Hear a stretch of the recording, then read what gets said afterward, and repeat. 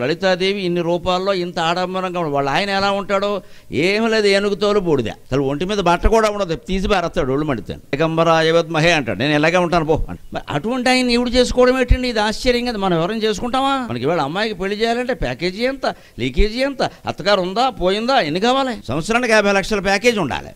వీళ్ళిద్దరు వెళ్ళి అమెరికాలో ఉంటారు, ఎంతకాలం ఉంటారో తెలియదు. మనం డిమాండ్ పెడుతున్నాం వాళ్ళు చేసుకోవడం. రాబడి ఏ డిమాండ్ పెట్టకపోగా ఏమీ లేనివాడు చేసుకుంది. అది కూడా తపస్సు చేసి 4 ఏళ్ళు. ఆయన వద్దు మొర్రో అన్నాడు. నేనంటే ఏమిటో తెలుసుకోమని మారువేషంలో వచ్చి, నేను జోగ్గాడిని, నేను శ్మశానంలో ఉంటా, నాకు ఏనుగుతోలు కప్పుకుంటా, నువ్వు మళ్ళీ ఆభరణాలు పెడితే కుదరదు, పీకి భారత, నీకు ఇష్టమైతే చేసుకుని నాకు నువ్వే కావాలి దేవుడా అంది ఆవిడ. అమ్మవారిని నిజంగా 10 రోజులు ఆరాధిస్తే అమ్మాయిలు అబ్బాయిల మనస్సుల్లో మార్పు వచ్చి నిరాడంబరమైన దాంపత్యాన్ని కొనసాగిస్తే సమాజంలో విడాకులు ఉండవండి. సమాజంలో విడాకులు ఉండవండి, గుర్తుపెట్టు. ఆడంబరమైన దాంపత్యం కోరుకోబట్టి విడాకులు అవుతున్నాయి. అమ్మవారు పరమాడంబరంగా ఉంటుంది, కానీ పరమ నిరాడంబరుడైన పరమేశ్వరుని చేస్తుంది.